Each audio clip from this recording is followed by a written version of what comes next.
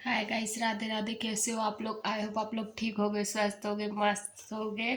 मैंने बहुत दिन से ब्लॉग नहीं बनाया क्योंकि मेरे मोबाइल की ना मेमोरी बार बार फुल हो जा रही थी, तो ब्लॉग बन नहीं पा रहा था।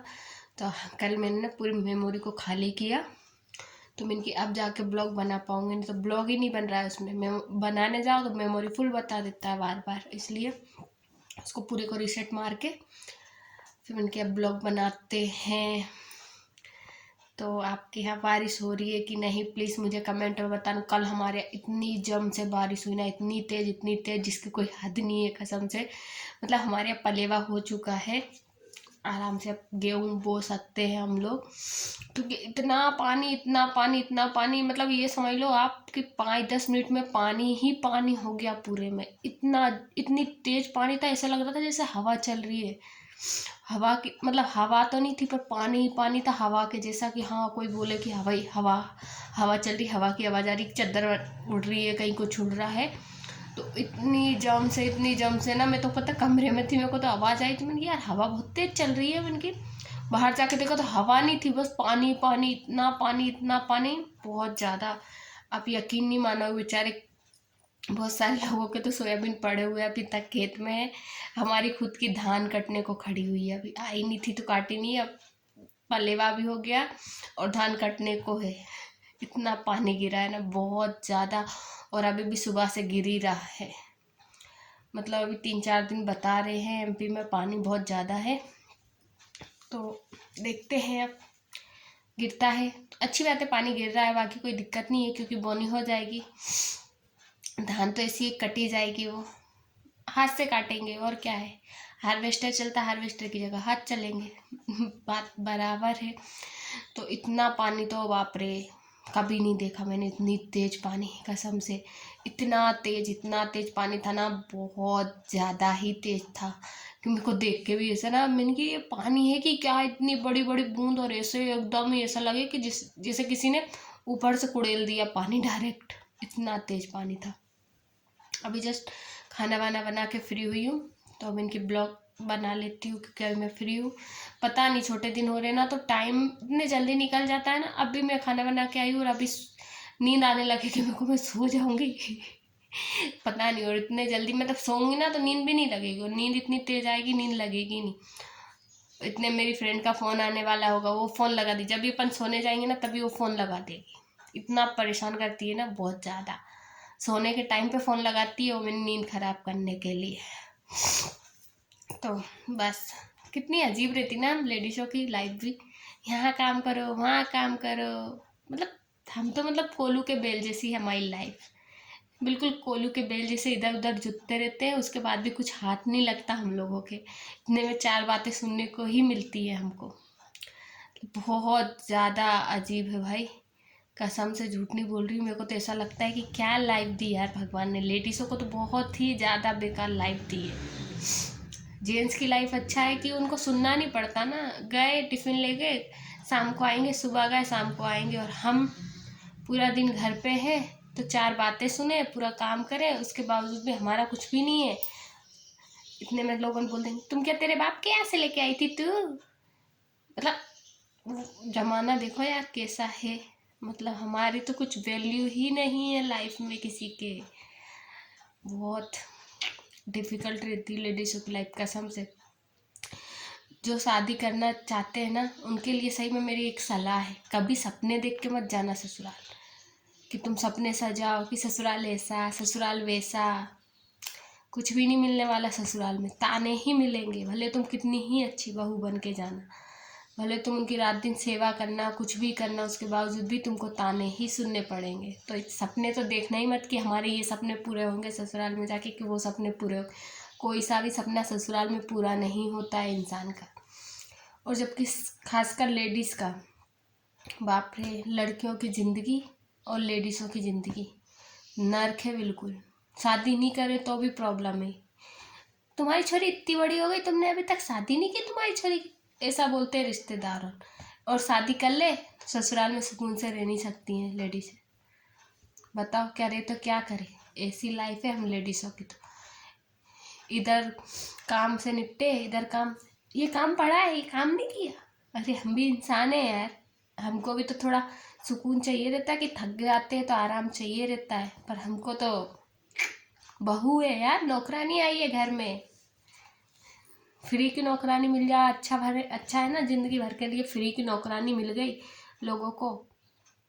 ऐसा हाल है हमारा तो भाई, बहुत डिफ़िकल्ट रहती है शादी के बाद लाइफ, इतनी ज़्यादा ना। हाँ, पर एक बात ये अच्छी रहती है शादी के बाद कि अगर हस्बैंड आपको प्रोटेक्ट करे तो बहुत अच्छी बात है, तो आपके सारे सपने पूरे हो सकते हैं। और अगर हस्बैंड आपके साथ ना दे तो आपका कोई भी सपना पूरा नहीं हो सकता। ये बात आप लोग समझ लेना। आप भले कितने ही हाथ पैर फड़फड़ा लेना, कोई मतलब नहीं रहेगा जब तक हस्बैंड आपका साथ नहीं देंगे। और अगर आपके हस्बैंड ने ठान लिया कि आपका साथ देना है तो आपको कुछ भी नहीं करना। आप मतलब नॉर्मल ही आपको कुछ नहीं करना पड़े, अपने आप आपको इज्जत मिलने लगेगी परिवार से भी। मेन पोजीशन हस्बैंड की रहती है, जो अपने आप में अच्छे बन जाए। वो मतलब उनका हाल ऐसा है कि इधर नहीं तो इधर, और जो दोनों तरफ चलता है ना वो तो फिर सोच ही लो कि उसका क्या हाल है। वो कहावत है ना, दो नाव पे सवार नहीं होना चाहिए, एक ना एक में तो डूबोगे ही सही। तो वैसा ही हाल रहता है बेचारा, इधर बोले तो भी दिक्कत और इधर बोले तो भी दिक्कत, क्योंकि वो दो नाव में सवार रहता है, डूबना उसी को है। ऐसा है, तो वही बोलती हूँ मैं, सपने देखो, पर जितने सपने देखने हैं ना वो मायके में देख के मायके में ही पूरे करो। उम्मीद लगा के ये मत जाओ कि सपने पूरे होंगे ससुराल में। तो ये तो बिल्कुल, ससुराल में तो तुम ये भी मत सोचना कि हाँ हमको ये चीज़ पसंद आ गई तो हम ये ले लें, वो भी नहीं मिलने वाली तुमको तो। क्योंकि ससुराल है भाई, यहाँ अपने बाप का कुछ भी नहीं है, यहाँ दूसरे के बाप का है, अपने बाप का नहीं है। अपने बाप का होता तो अपन हाँ हड़प लेते अपन तो, हाँ हमको ये चाहिए तो चाहिए क्योंकि हमारे बाप का है। पर हमारे बाप का नहीं है ना, तो हम इसलिए कुछ नहीं कर सकते, बोल भी नहीं सकते कि हमको ये चीज़ चाहिए क्योंकि हमारे बाप का नहीं है। सामने वाला कोई ऐसा है कि कोई नहीं बोलता, पर कोई ऐसा रहता है जो बोल देता है, तो क्या तेरे बाप के यहाँ से लेके आई है तुम्हें तो कोई ऐसी चीज़ दिलाऊं। इतना फ़र्क है भाई।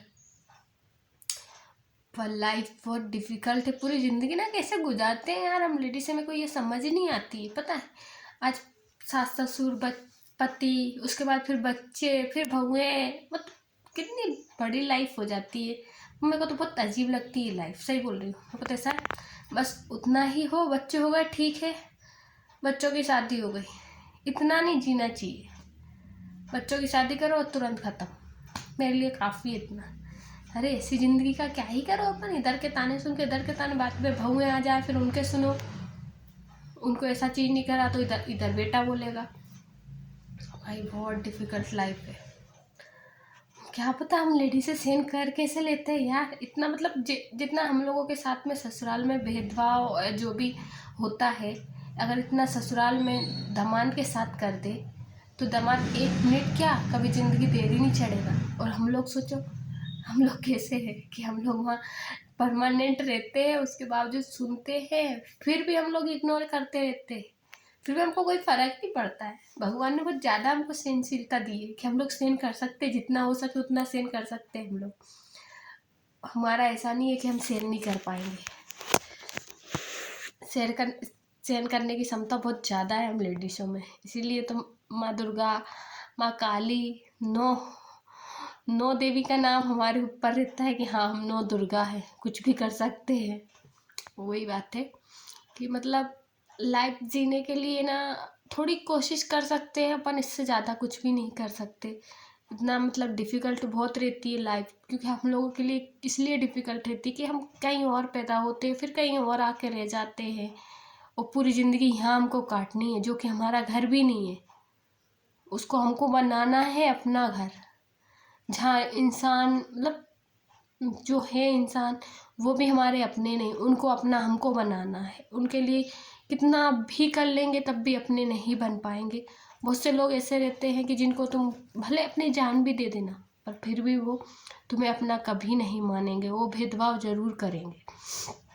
बस उसी तरह ऐसा है कि बहुत मुश्किल से कटती है हम लेडीज़ों की ज़िंदगी। हाँ, पर बाद में ऐसा है कि बाद में नॉर्मल सब हो जाता है। जो अपने नहीं बन पाए, देखो उनके लिए तो हम कुछ नहीं कर सकते, जो हमारे नहीं बन पा रहे, क्योंकि उनकी सोच खराब है, क्योंकि वो हमको कभी अपना नहीं मानते, मानना ही नहीं चाहते ना वो।